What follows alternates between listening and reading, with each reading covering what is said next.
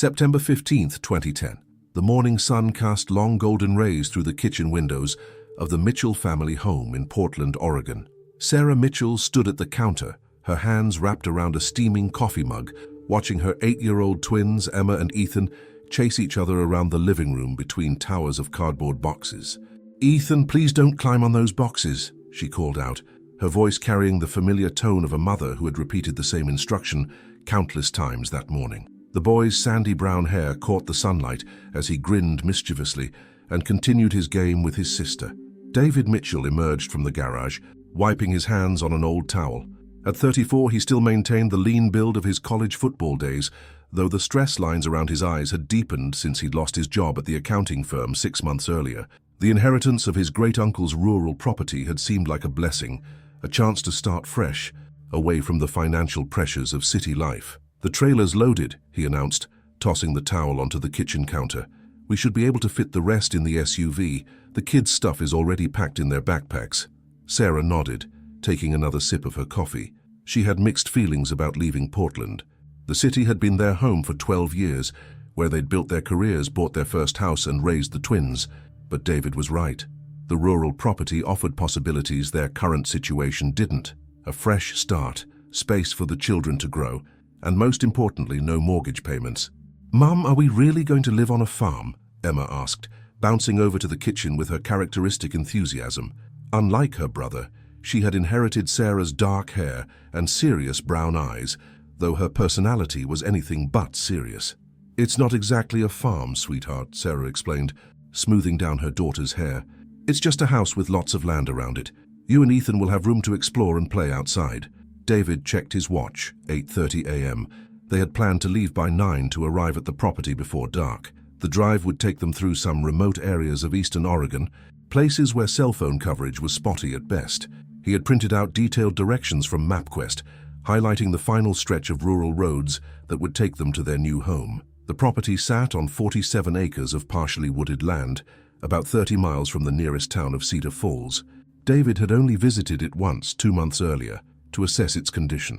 The house was older but structurally sound, built in the 1940s by his great-uncle Marcus, who had lived there as a recluse for nearly 50 years before his death. "The moving truck will meet us there tomorrow morning," David reminded Sarah, as he loaded the last of the boxes into their red Ford Explorer. "We'll spend tonight camping out in the house with air mattresses. The kids think it'll be an adventure." Sarah smiled, though something nagged at her. She couldn't quite put her finger on it. Maybe it was the isolation of the property, or perhaps just the normal anxiety that comes with such a major life change. She had called her sister Jennifer the night before, and Jennifer had expressed concerns about them moving so far from family and friends. "Are you sure about this, David?" Sarah had asked him several times over the past few weeks. Each time he had reassured her with his characteristic optimism and practical reasoning.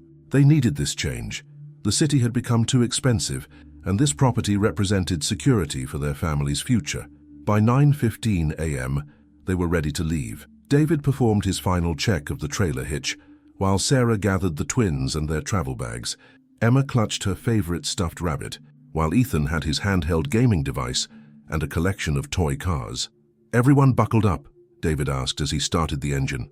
The SUV's dashboard displayed 73,284 miles. The vehicle had served them well over the years, and David had recently had it serviced for the long drive ahead. Sarah turned in the passenger seat to check on the children. Both were excited, chattering about their new home and the adventures they would have.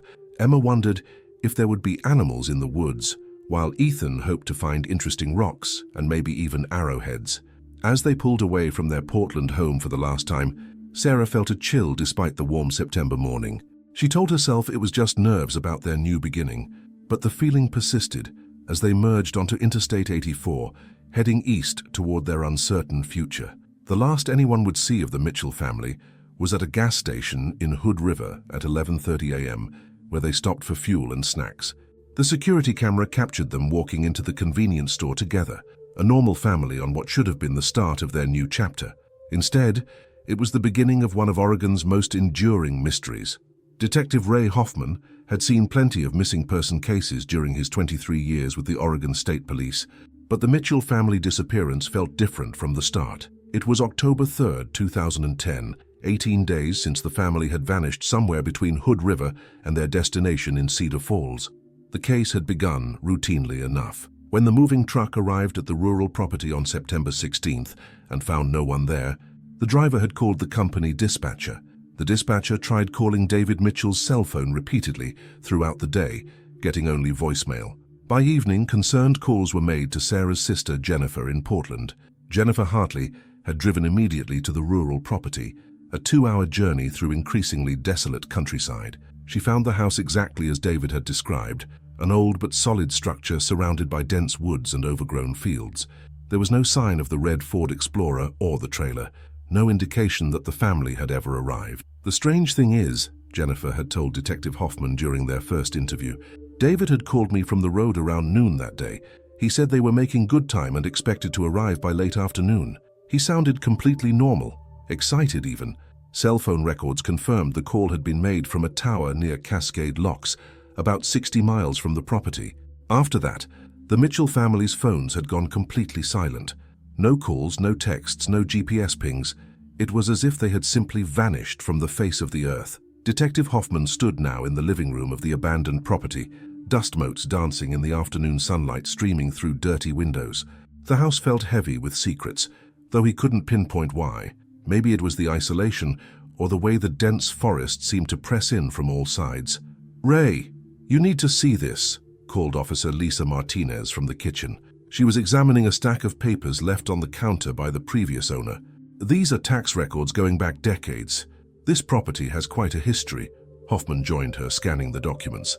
The land had been in the Mitchell family for 3 generations, passed down through a complicated series of inheritances and estate disputes. David's great-uncle Marcus had been something of a local eccentric, living alone on the property from 1962 until his death in early 2010. Neighbors described him as a hermit who rarely came to town and discouraged visitors. Local sheriff's department ran periodic welfare checks on the old man. Martinez continued, reading from a folder of police reports. Mostly at the request of social services, he was known to be difficult. Several reports of him threatening surveyors and real estate agents who tried to access the property over the years.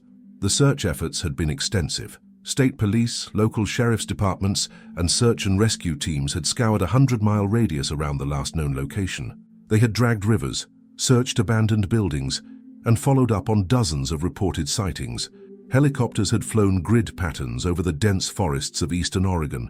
Bloodhounds had tracked scents that led nowhere.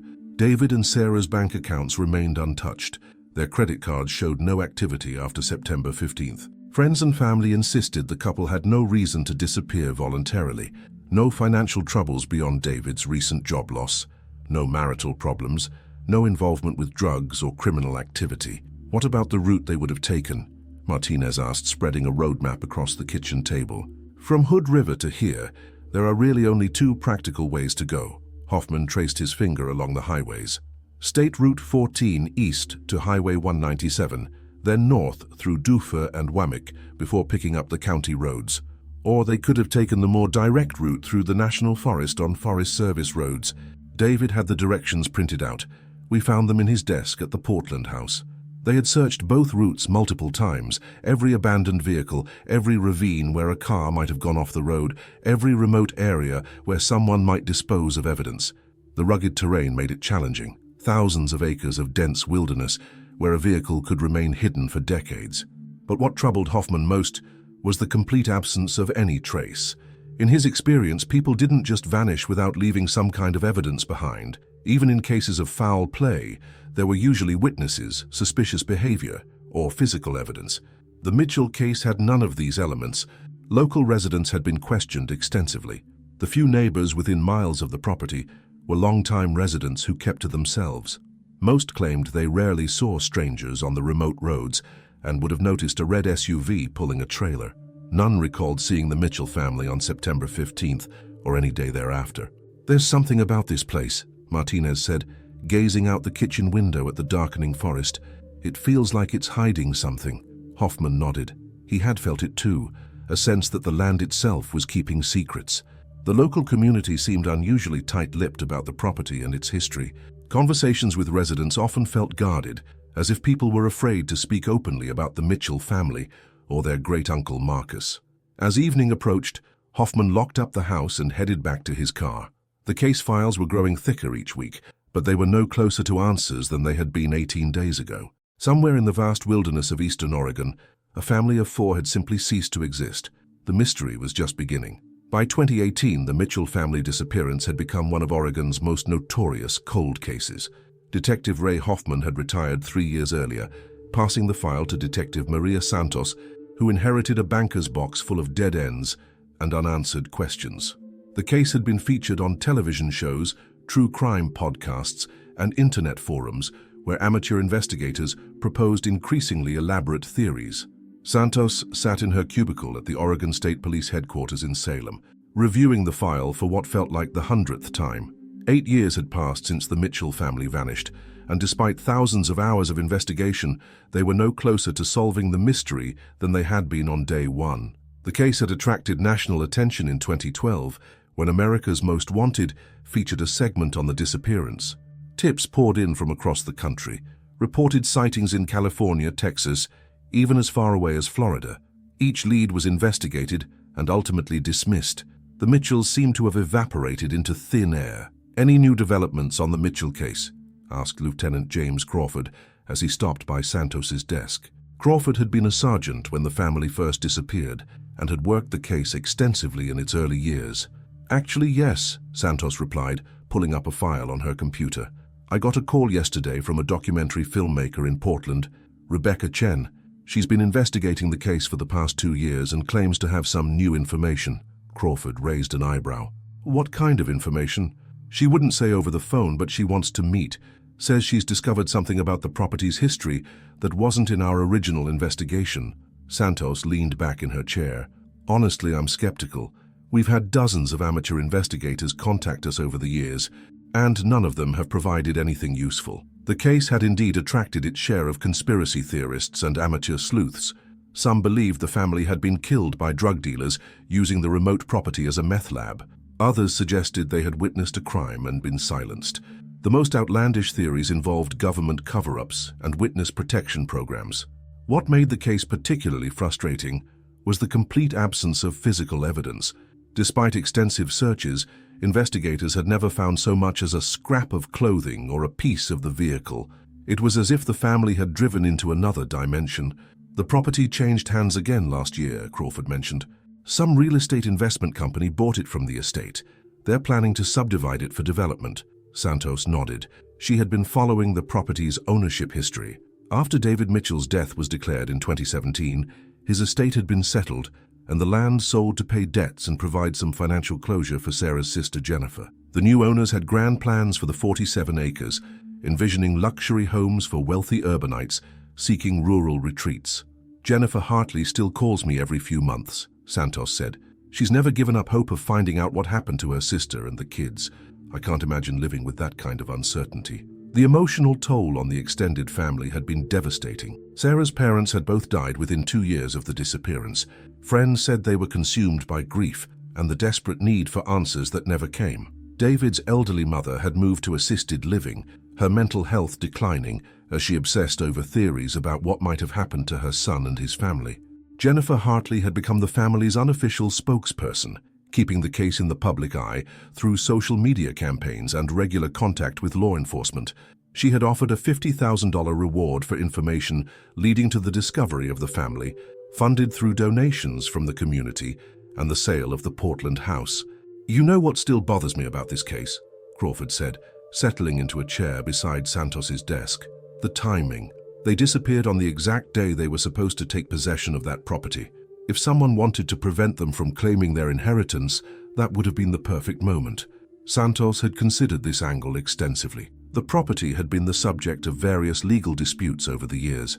David's great-uncle Marcus had been involved in several boundary disputes with neighbors, and there had been ongoing conflicts with the county over zoning and land use issues. But investigation into these conflicts had revealed nothing that seemed connected to the family's disappearance. "I've been thinking about reaching out to some of the old-timers in Cedar Falls again," Santos said. "People who would have known Marcus Mitchell personally. Maybe there's something about the property's history that we missed." The local community had always been somewhat resistant to outside investigation. Cedar Falls was the kind of small town where families had lived for generations, where everyone knew everyone else's business, and where strangers were viewed with suspicion. Despite repeated interviews over the years, Santos always had the feeling that people weren't telling her everything they knew. Her phone rang, interrupting her thoughts. The caller ID showed a local number she didn't recognize. "Detective Santos, this is Rebecca Chen. We spoke yesterday about the Mitchell case. I'm actually in Salem right now. Would it be possible to meet this afternoon? I think you're going to want to see what I've found." Santos glanced at Crawford, who was listening to her side of the conversation with interest. "Can you give me some idea of what kind of information you have?" "It's about the property itself," Chen replied, "and about things that happened there long before the Mitchell family ever arrived. I've found records that suggest your investigation might have been looking in the wrong place entirely." Rebecca Chen arrived at the Oregon State Police headquarters carrying a weathered leather satchel and the intense focus of someone who had spent years chasing ghosts. At 32, she had built a reputation as a documentary filmmaker specializing in cold cases, but the Mitchell disappearance had become more than just another project for her. Detective Santos led her to a conference room where Lieutenant Crawford was waiting. Chen spread her materials across the table with the methodical precision of someone accustomed to presenting evidence. "I need to start by explaining how I got involved in this case," Chen began, pulling out a thick folder. "My grandmother lived in Cedar Falls from 1955 until her death in 2015. When I was cleaning out her house, I found this." She produced a yellowed newspaper clipping from 1963. The headline read, "Local man's wife dies in tragic accident."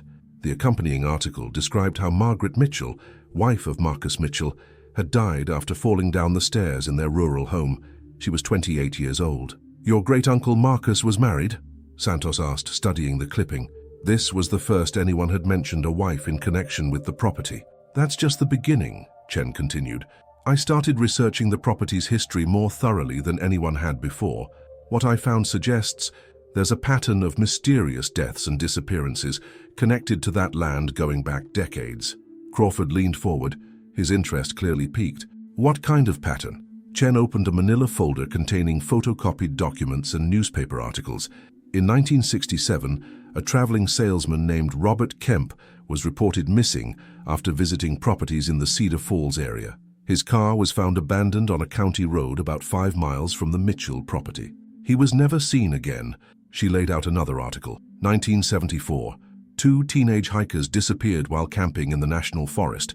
Their campsite was found undisturbed, but they vanished without a trace. The search area included the Mitchell property and surrounding lands. Santos felt a familiar chill as Chen continued laying out documents. 1981. A real estate surveyor named Thomas Bradley went missing while conducting a property assessment in the area. His equipment was found, but he was never located. "Are you suggesting Marcus Mitchell was involved in all these disappearances?" Crawford asked. "I'm suggesting the property itself is significant," Chen replied carefully. "But Marcus Mitchell died in February 2010, 7 months before his great-nephew's family disappeared.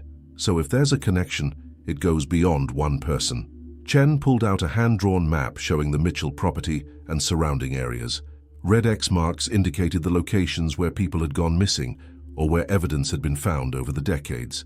"Look at the pattern," she said, pointing to the marks. "Every disappearance or mysterious death happened within a 10-mile radius of the Mitchell property. And there's something else." She opened her laptop and showed them a scanned document. "This is from the Cedar Falls Historical Society. In 1943, before Marcus Mitchell even bought the land, a family named the Andersons lived there. James Anderson, his wife Patricia, and their 3 children. One winter night, neighbors reported seeing a fire at the Anderson house. When they arrived the next morning, the house was intact, but the family was gone, completely vanished." Santos and Crawford exchanged glances. The similarities to the Mitchell case were unmistakable. "The Anderson case was eventually ruled a probable murder-suicide," Chen continued. "Authorities assumed James Anderson had killed his family and disposed of the bodies, then fled. But no bodies were ever found, and Anderson was never located." "How did you discover all this?" Santos asked. "Our investigators should have found these connections during the original investigation." Chen smiled grimly. "That's the interesting part. Most of these records aren't in official police files. They're scattered across local newspaper archives. Historical society documents and old-timers' memories.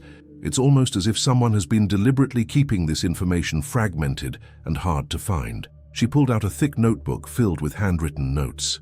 I've spent 2 years interviewing elderly residents of Cedar Falls and the surrounding area. People who've lived there their whole lives. The stories they tell off the record are very different from what they told your investigators. Crawford's patience was wearing thin. What exactly are these people saying? They're saying the land is cursed, Chen replied matter-of-factly.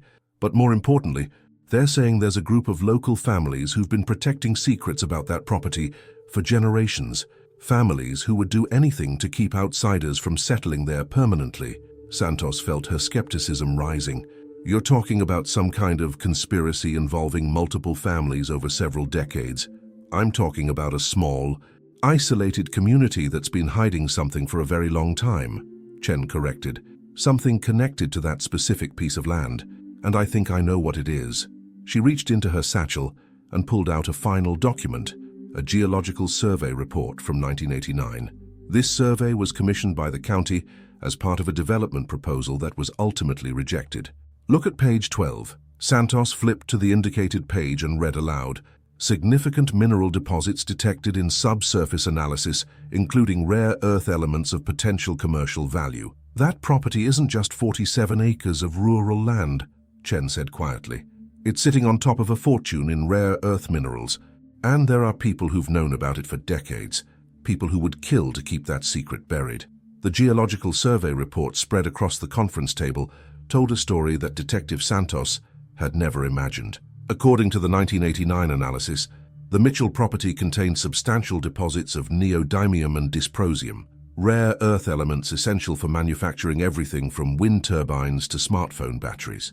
The estimated value of these deposits in today's market would be somewhere between $50 and $80 million, Rebecca Chen explained, pointing to specific sections of the report.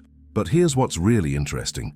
This survey was commissioned by Cascade Development Corporation, a company that was supposedly interested in building a small residential community in the area. Lieutenant Crawford studied the corporate documents Chen had gathered. Cascade Development, I've never heard of them. That's because they were a shell company, Chen replied. Incorporated in 1988, dissolved in 1991. But if you trace the ownership structure, it leads back to 3 prominent families in Cedar Falls, the Hendersons, the Taylors, and the Brooks. All longtime residents, all with significant local business interests. Santos felt pieces of a puzzle beginning to click into place. So you're suggesting these families discovered the mineral deposits and have been systematically preventing anyone from developing the property? I'm suggesting they've been protecting their secret by any means necessary, Chen said. Think about it. If word got out about rare earth deposits worth millions, that quiet rural area would be overrun with mining companies and federal regulators. The entire character of their community would change forever. Chen opened her notebook to a page filled with names and dates. I've identified 14 people who have disappeared or died under suspicious circumstances in connection with that property over the past 60 years. Every single one of them was either an outsider trying to survey or develop the land, or someone who might have discovered the mineral deposits.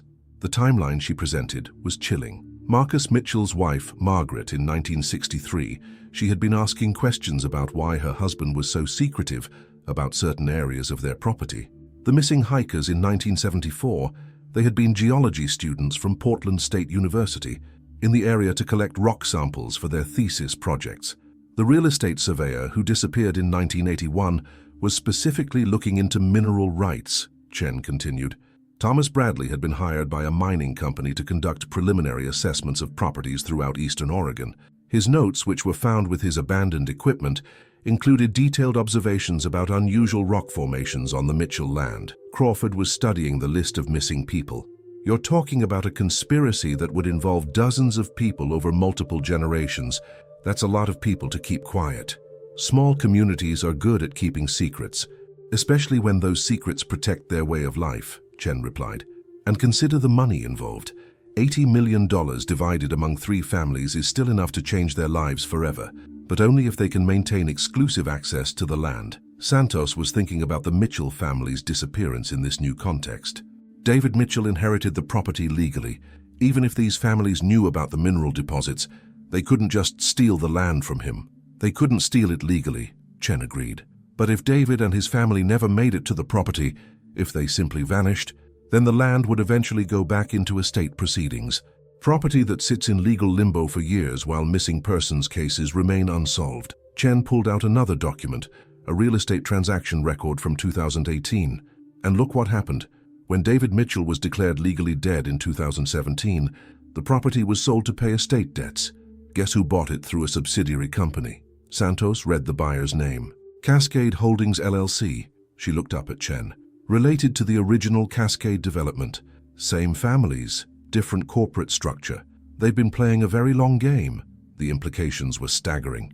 If Chen's theory was correct, the Mitchell family had been murdered not by random criminals or serial killers, but by members of their own community who were protecting a secret worth millions of dollars. There's one more thing, Chen said, her voice dropping to almost a whisper. I found someone willing to talk, an elderly man named Frank Henderson. He's the grandson of one of the original Cascade development investors. He's dying of cancer and says he can't take the guilt to his grave. Crawford leaned forward. What did he tell you? He says the families have been dumping bodies in an old mine shaft on the property for decades, a shaft that was sealed and hidden after the mineral surveys were completed. He says his grandfather told him they started using it in the 1940s. When the Anderson family got too curious about certain areas of the land, Santos felt her pulse quicken. Did he give you the location of this mine shaft? Chen nodded grimly. He drew me a map, but he's terrified of his own family finding out he talked to me. He made me promise not to involve police until I had enough evidence to protect him. She reached into her satchel one final time and pulled out a hand-drawn sketch showing the Mitchell property with landmarks and measurements.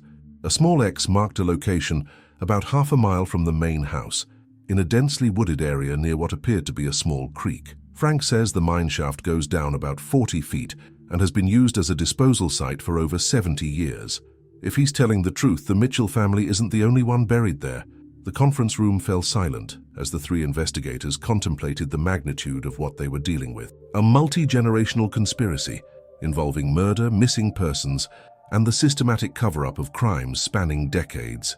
We need to search that property, Santos said finally. But we're going to need a lot more than hand-drawn maps and the testimony of a dying old man to get a warrant.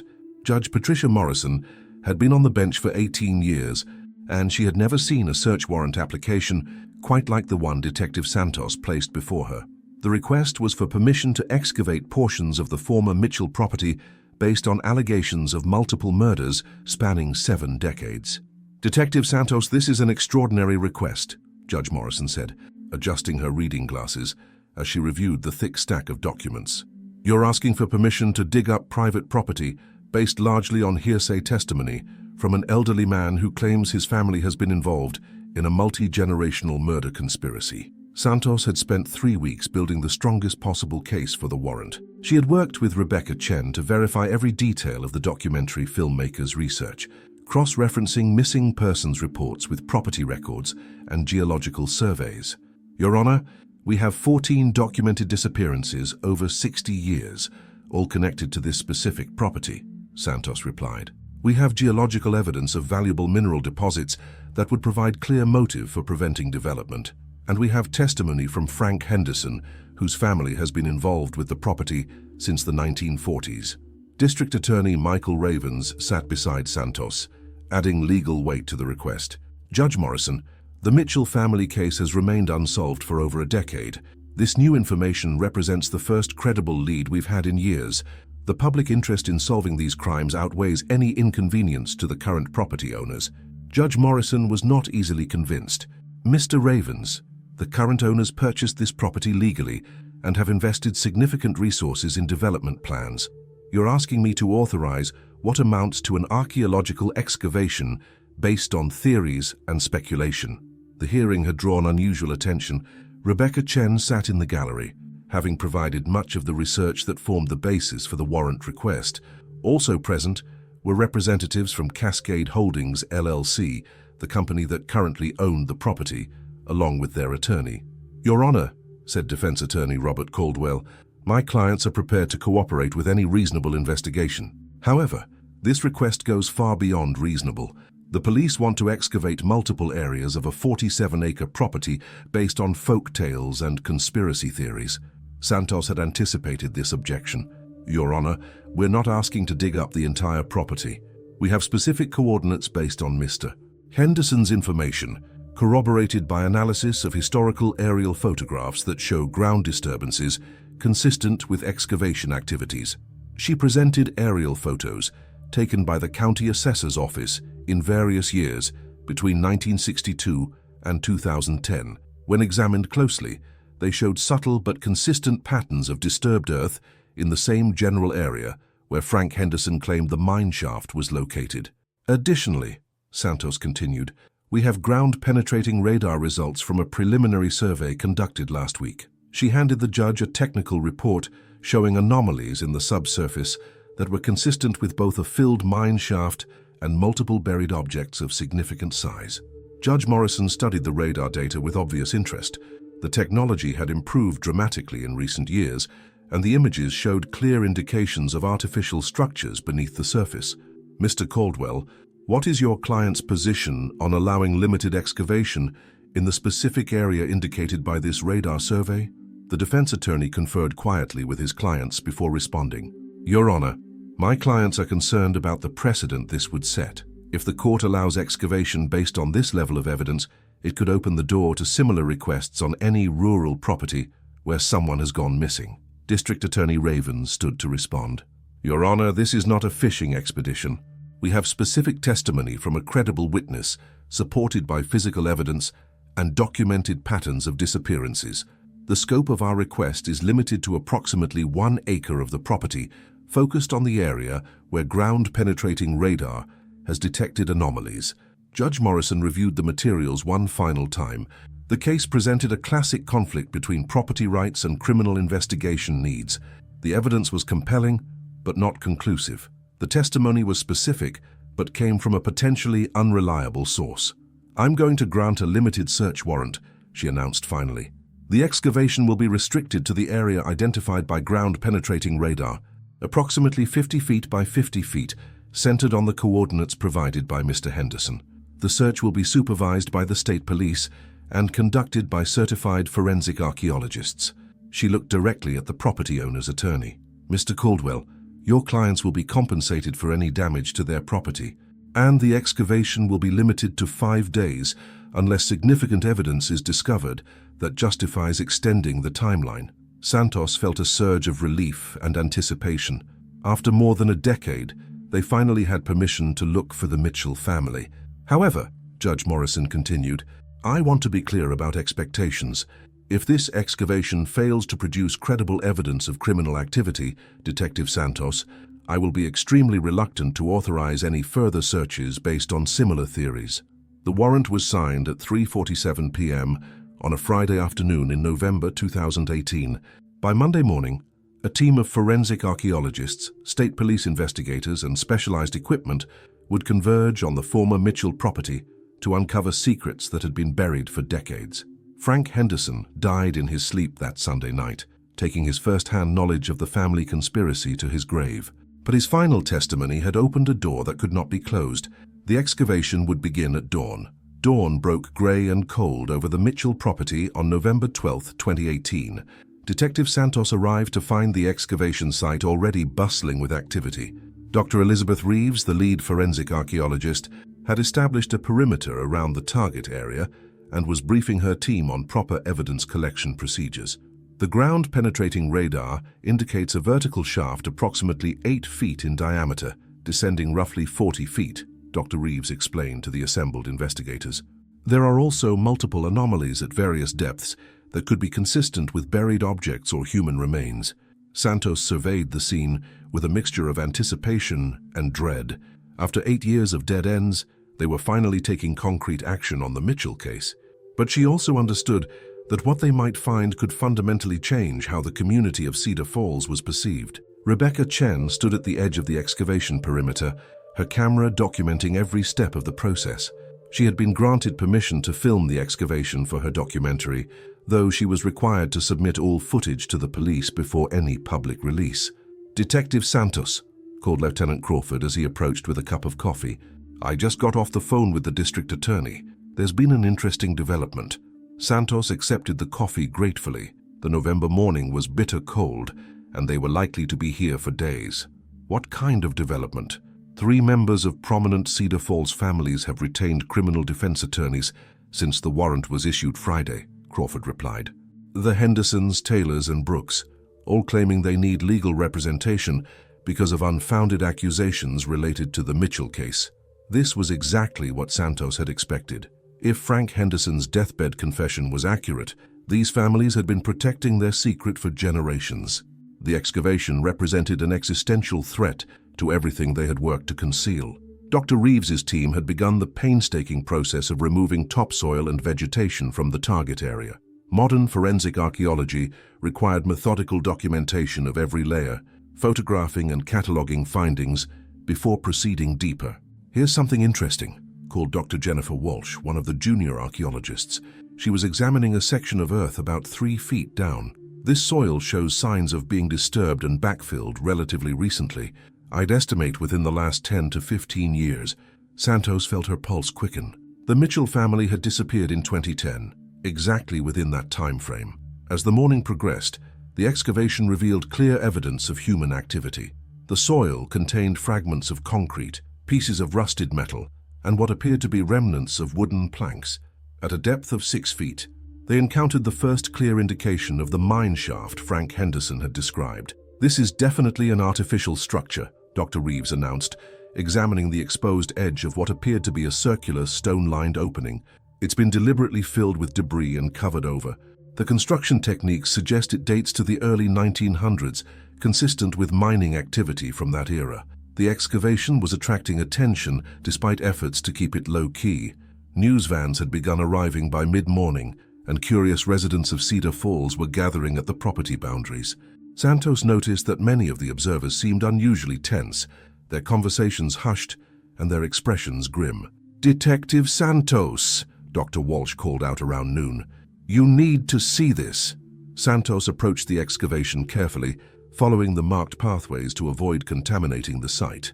Dr. Walsh was kneeling beside a section of disturbed earth about 8 feet down, near what appeared to be the edge of the filled mine shaft. "We've found fabric," Dr. Walsh said quietly. "Modern synthetic material, possibly from clothing or luggage. And there's this." She held up a small plastic bag containing what appeared to be a child's toy car, the kind that might have belonged to an 8-year-old boy named Ethan Mitchell. Santos felt the weight of 8 years of investigation crystallizing into this single moment. How deep are we going to need to go? Based on the ground-penetrating radar, we could have artifacts and remains scattered throughout 40 feet of backfill, Dr. Reeves replied. This is going to take time to do properly. By evening, they had recovered additional fragments of modern clothing, pieces of what appeared to be automotive parts, and several small personal items that would need to be analyzed and potentially matched to missing persons cases. The most significant discovery came just before sunset. Dr. Walsh was examining debris from the 15-foot level when she called for Santos urgently. "Detective, I think we've found part of a vehicle." Santos looked into the excavation pit and saw the unmistakable corner of what appeared to be a red automotive panel. The color was faded and covered with dirt, but it was clearly part of a larger structure that had been systematically dismantled and buried. "Can you determine what kind of vehicle?" Santos asked. Dr. Reeves examined the metal fragment carefully. "It's going to require more excavation to be certain, but the paint color and the body panel construction are consistent with a mid-2000s Ford SUV. Santos felt a chill that had nothing to do with the November cold. The Mitchell family had been driving a red 2005 Ford Explorer when they disappeared. As darkness fell and the excavation team prepared to secure the site for the night, Santos realized they were no longer investigating a missing persons case. They were now dealing with what appeared to be multiple homicides, carefully concealed over a period of decades. The secrets buried in the Mitchell property were finally coming to light. Day 3 of the excavation brought the breakthrough Detective Santos had been hoping for and dreading in equal measure. Dr. Reeves's team had worked methodically through 22 feet of backfill, documenting every fragment and artifact with scientific precision. The evidence was painting a horrifying picture of systematic disposal of vehicles, personal belongings, and human remains spanning multiple decades. "Detective Santos, you need to come down here immediately," Dr. Walsh called from the bottom of the excavation pit. Her voice carried a gravity that made Santos's stomach tighten. Santos descended into the pit, using the portable ladder system the archaeologists had installed. At the 24-foot level, the team had uncovered what was unmistakably the roof of a vehicle, crushed flat but still identifiable. The red paint was clearly visible beneath the dirt and debris. "We've exposed enough of the vehicle to confirm it's a Ford Explorer, model year 2005 to 2010, Dr. Reeves reported. The license plate is still partially visible, though we'll need laboratory analysis to read the full number." Santos felt her heart racing as she examined the crushed SUV. After 8 years of searching, they had found the Mitchell family's vehicle, but the condition of the Explorer told a story of deliberate destruction and concealment that was more chilling than she had imagined. "The vehicle appears to have been crushed by heavy machinery before burial," Dr. Walsh explained. "We're finding fragments of the trailer they were pulling scattered throughout this level. It was systematically dismantled and buried along with the SUV." Rebecca Chen was filming from the edge of the pit, documenting the discovery that would form the climax of her documentary. The implications were staggering. This wasn't a random crime or an accident. Someone had possessed the equipment and knowledge necessary to completely destroy and bury a vehicle and trailer. "What about human remains?" Santos asked, though she wasn't sure she wanted to hear the answer. Dr. Reeves pointed to a section of the pit wall where her team had carefully exposed what appeared to be bone fragments. "We've found skeletal remains at multiple levels throughout the fill. Some appear to be quite old, possibly dating back decades, while others are more recent. The excavation had revealed the mine shaft to be a carefully organized disposal site. Bodies had been placed at various depths over many years, with vehicles and personal belongings systematically destroyed and buried to eliminate evidence. The level of planning and coordination required suggested an operation involving multiple people with access to heavy machinery. "Detective Santos," Lieutenant Crawford called from above. "I just received a call from the district attorney. We need to talk." Santos climbed out of the pit, leaving the archaeological team to continue their grim work. Crawford led her away from the cameras and curious onlookers to his patrol car. "What's the situation?" Santos asked. 3 arrests were made this morning," Crawford replied grimly. "Michael Henderson, Robert Taylor, and James Brooke, all prominent members of the Cedar Falls community. Their defense attorneys contacted the DA's office, offering to negotiate plea agreements in exchange for full disclosure about the Mitchell case." Santos felt a surge of vindication mixed with horror. They're admitting involvement. More than that, they're claiming the murders were carried out by a fourth party, someone who's been dead for over a decade. They're saying Marcus Mitchell, David's great-uncle, was the actual killer. They claim they only helped with disposal and cover-up. This revelation added another layer to an already complex case. Marcus Mitchell died 7 months before his great-nephew's family disappeared. How do they explain that? Crawford consulted his notes. They claim Marcus trained a successor before his death, someone who continued the killings to protect the mineral deposits. But they're refusing to identify this person without formal plea agreements. Santos looked back at the excavation site, where Dr. Reeves's team was carefully extracting fragments of bone and personal belongings. "Do we have enough evidence to charge them without their cooperation?" "The physical evidence is overwhelming," Crawford replied, "but identifying the actual killer, the person who murdered the Mitchell family in 2010, that's going to require their testimony." As if summoned by their conversation, Dr. Walsh emerged from the pit, carrying a small plastic evidence bag. Inside was a child's backpack, muddy and deteriorated, but clearly identifiable as belonging to a school-aged child. "We found this near the vehicle," Dr. Walsh reported. "There are school papers inside with the name Emma Mitchell still visible." Santos felt the full emotional weight of the case hitting her. This wasn't just about solving a mystery or uncovering a conspiracy. 4 innocent people, including 2 8-year-old children, had been murdered and dumped in this hole like garbage. "There's something else," Dr. Walsh continued. "We found evidence of at least 12 different individuals buried in this shaft. Some of the remains appear to date back to the 1940s. This has been going on for generations." The magnitude of the crimes was becoming clear. The mine shaft had been used as a disposal site for anyone who threatened the secret of the mineral deposits. Families, individuals, children, all eliminated to protect a conspiracy worth millions of dollars. Santos's phone rang. The caller ID showed the number for the district attorney's office. "Detective Santos, this is DA Ravens. I need you and Lieutenant Crawford in my office immediately. The 3 suspects are ready to talk, and what they're telling us is going to change everything we thought we knew about this case."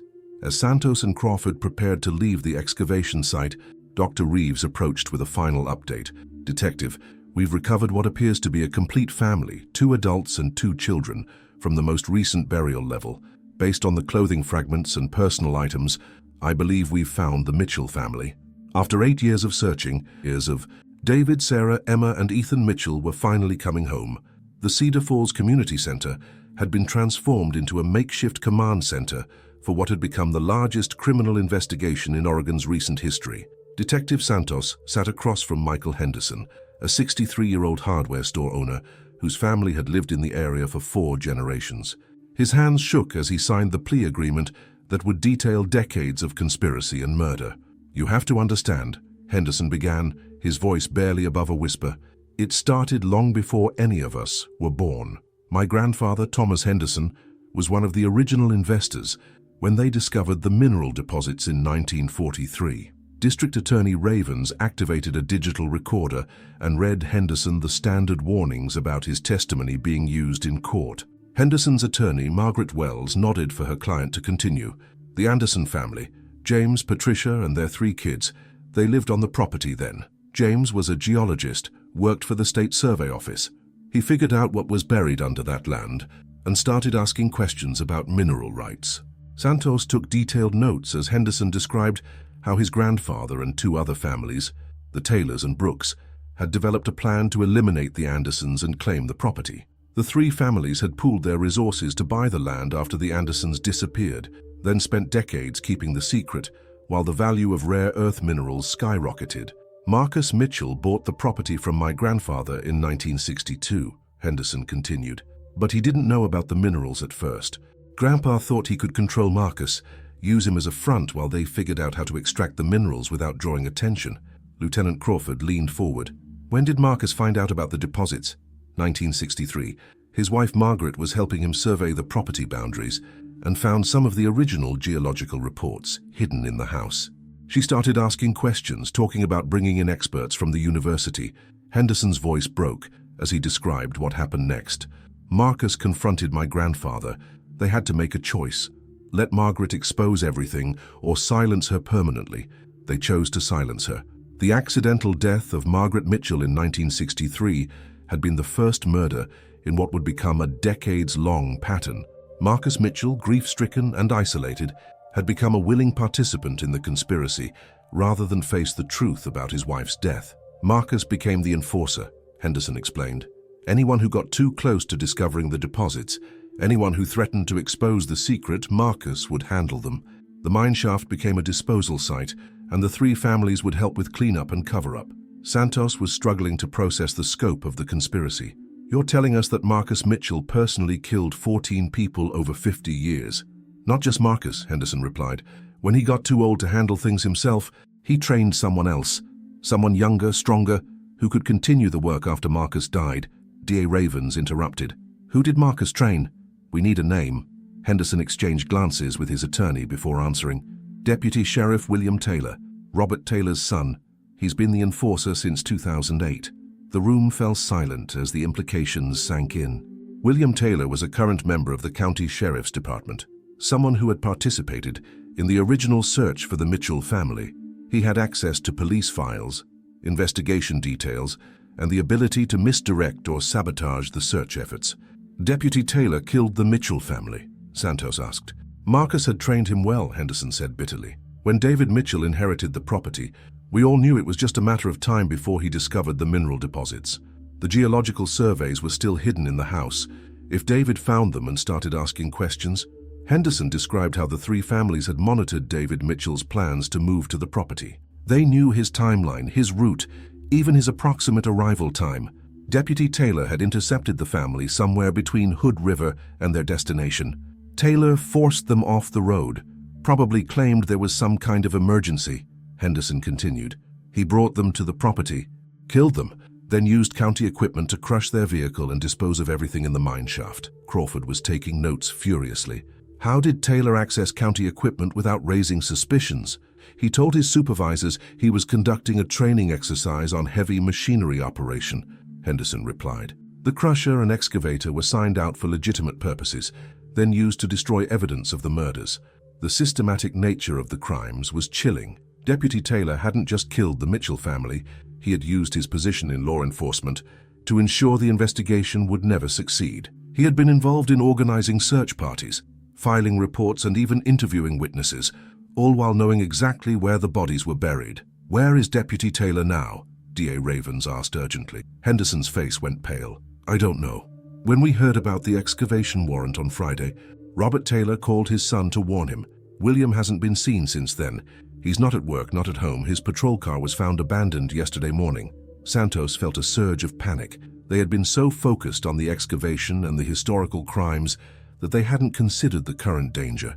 If William Taylor was still alive and knew his crimes were about to be exposed, he might be desperate enough to kill again. "We need to issue an immediate BOLO alert," Santos said, reaching for her radio. "Deputy William Taylor is now our primary suspect in multiple homicides, and he's armed and dangerous."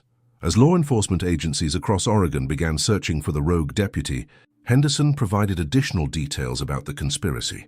The three families had used their knowledge of the mineral deposits to gradually acquire surrounding properties, planning to eventually extract the rare earth elements through a legitimate mining operation.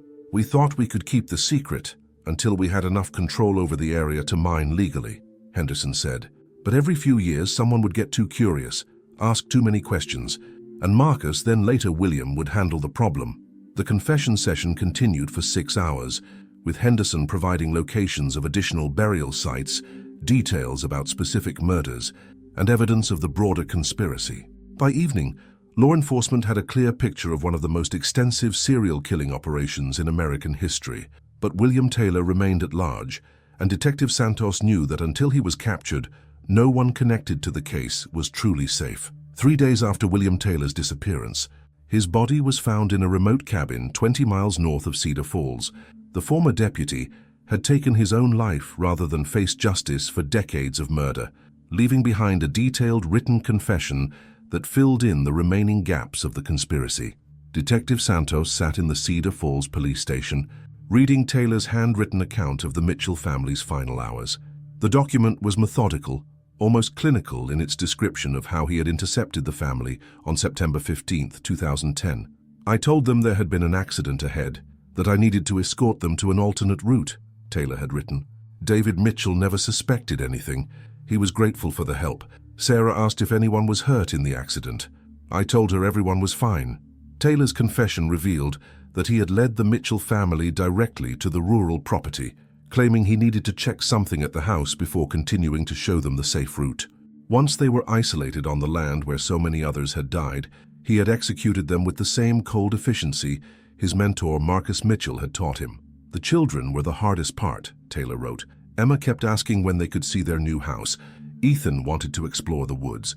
I almost couldn't go through with it, but I thought about my family, my community, everything we had worked to protect for 70 years. Rebecca Chen sat across from Santos, reviewing the final footage for her documentary. The story she had set out to tell about a missing family had evolved into an exposé of generational murder and conspiracy that would shock the nation. 14 victims over 7 decades, Chen said quietly. An entire community living with this secret, generation after generation.